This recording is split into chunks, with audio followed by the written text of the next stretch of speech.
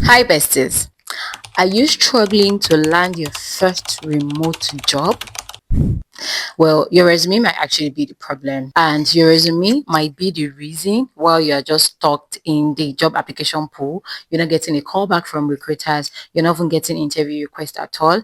And today, I just want you to relax because I'm going to show you how to craft a simple resume that is also ATS friendly and is going to take you out of the job search pool or job application pool and start getting your interview pretty fast. The first things first is to use a clear and professional format. Yes, and it all starts from having a well structured resume, which is very, very crucial for making a great first impression because your resume is what speaks for you where you're not. So, and how do you keep it simple, professional, and easy to read? From your font. Use professional fonts like Times New Roman, Helvetica, Aria, Calibri. These are fonts that you can explore to make your resume look very professional and simple. Another thing is the length. Sometimes the level of what you have to offer is not in the length of your resume because you can have 3, 4 pages of interviews and recruiters will not even go through it at all. What matters is those keywords that is in the job description that they have sent to you, and they just want to know if you have the necessary skills, software knowledge, and tools to explore in the line that they are recruiting for. So if you have like 4 pages of resume, please try to keep it to at least 1 or 2 pages, maximum of 2 pages. Yes, and make sure it has only the necessary information on all of these pages. Now, make sure you keep your resumes in section and keep it organized. Organize it into like clear sections. So header, summary, work experience, skills, education, certification. Those are the information that you need, and link to maybe your LinkedIn or your portfolio if you have any, and also depending on the skills or the job that you're looking to get employed for. Save it in simple format. So depending on the job, you read your job description, right? And some will definitely tell you if they want you to save it in PDF format, in Microsoft format. These Microsoft documents or PDF are like the two ways that you need to save your resume. You don't need to show them that you are a tech bro or tech sis and make things complicated for yourself. So all these simple formats ensure that your resume is easily accessible to recruiters and then it stayed intact. It does not have any funny thing. Then maybe your surname is flying somewhere and then your middle name is flying somewhere and it's just all messy. Now, this is a sample of what a well-structured resume should look like. Your name should be the first thing to appear, your email address.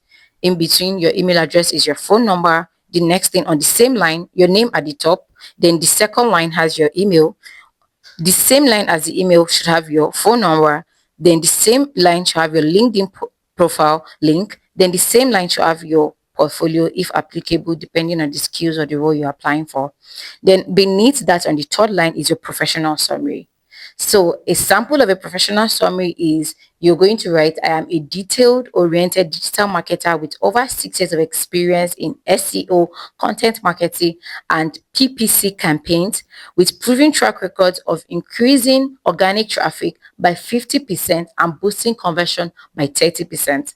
That is a professional summary that is simple, has shown your previous experience and results that you've achieved. The fourth line is going to have your skills. So depending on the role that you're looking to get hired for, you're going to mention your skills, your communication skills, your marketing skills, the results that you've been able to generate, and things like that. For example, if you're going to maintain a digital marketing role or position, one of the things that you can put in your skills is like SEO optimization, Google Ads and Facebook ads, remote team collaboration, excellent communication skills, and things like that. Now, the next thing is going to have your experience. So, an example of how you're going to name your experience is your role, followed by the company, and the years that you worked with them, and under it you're going to put actionable point of the results that you achieved and the roles that you undertook. An example of this is manage SEO strategy and increase website traffic by 50%,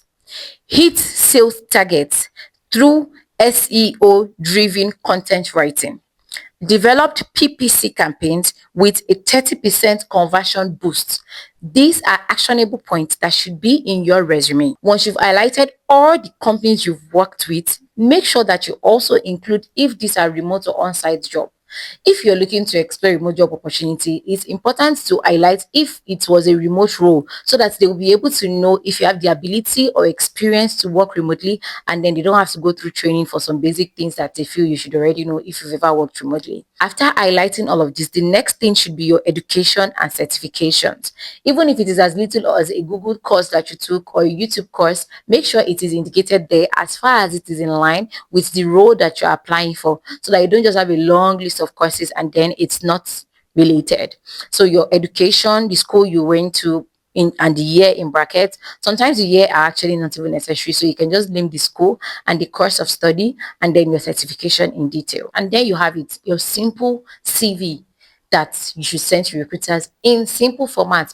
The next point that I would like to highlight is when you are putting together your resume, make sure you highlight your remote working skills. Yes, they are actually remote working skills that are just limited to if you've ever had experience working remotely. Emphasize skills that have proven that you can thrive in a remote work environment. And what do I mean? So skills like you're self-motivated, you are very excellent at time management.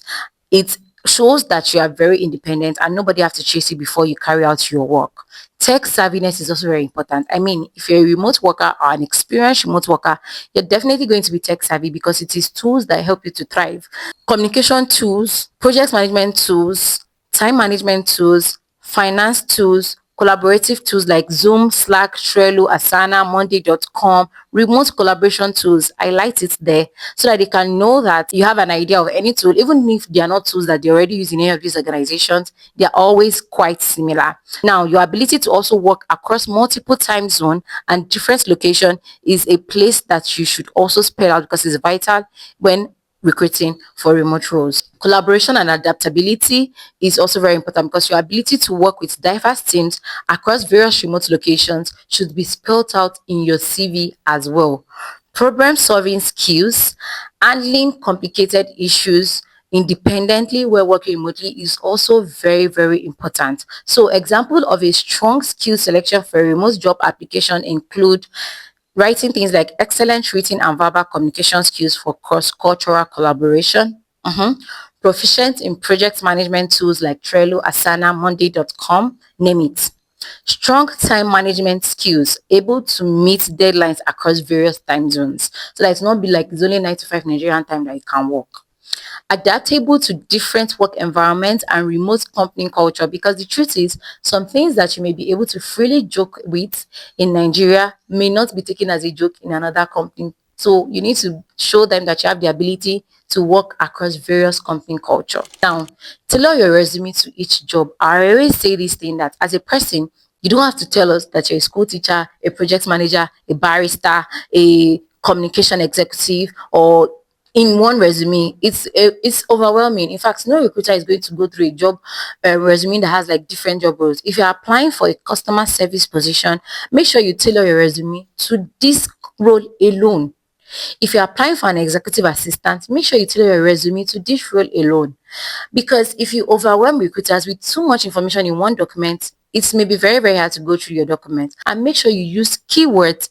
Many companies use ATS, as I used to say, and they'll use it to filter through resumes. So if you don't use keywords that are in the job description to tailor your resume, then you may not be able to be hired for that position, or you will not be seen when the ATS is shortlisting candidates. An example of this is if this is a job description requirement, if you're looking for a customer support specialist with experience handling inquiries via email and live chat, proficiency in Zendesk, Freshdesk is required, must have. So if you want to optimize your resume, this is an example of what is going to be there.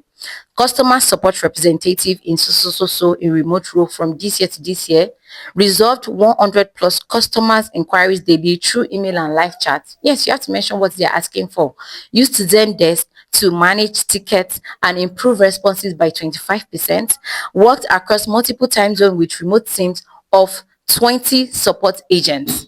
make sure you add a remote work experience section. So if you have specifically worked remotely for some companies, depending on this role that you're employing for, make sure you highlight this. So if you maybe used to work physically before and there are some that is just remote work back to back, make sure you highlight this in bold format. Now, if you've never worked remotely before, no sweat, don't pressure yourself. It's absolutely fine.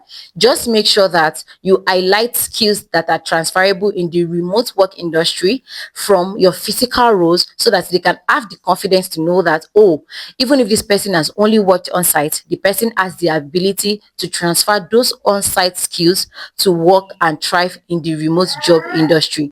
And there you have it. Please feel free to comment. Remember to subscribe, like, save, and share. You just might be helping somebody in your circle. That's all I have for you for today. Bye for now.